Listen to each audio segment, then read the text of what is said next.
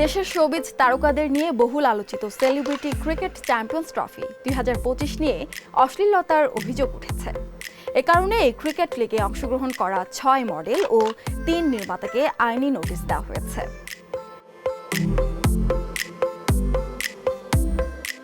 Legal support ল ফার্মের পক্ষে supreme কোর্টের আইনজীবী অ্যাডভোকেট জাকির হোসেন এই লিগ্যাল নোটিশ পাঠান। লিগ্যাল নোটিশে তালিকার প্রথমেই উঠে এসেছে ডিরেক্টর প্রবীণ রহমান চৌধুরীর নাম। এরপর রয়েছেন নির্মাতা গিয়াসউদ্দিন সেলিম, নির্মাতা তানিম রহমান অংশু, অভিনেত্রী মারিয়া মিম, অভিনেত্রী সিনথিয়া ইয়াসমিন, অভিনেত্রী কেয়া পায়েল, অভিনেত্রী মারুফা আক্তার জামান, মডেল শাম্মী ইসলাম নীলা, মডেল আলিশার নাম।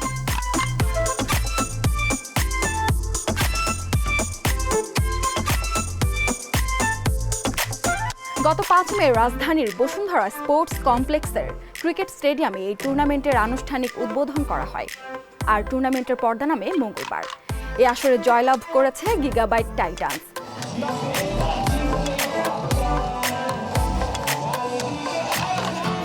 দলটিতে খেলেছেন চিত্রনায়ক সিয়াম আহমেদ, পরিমণির সাবেক স্বামী শরীফুল রাজ, মৌসুমী হামিদ, মেহজাবিন চৌধুরী প্রমুখ।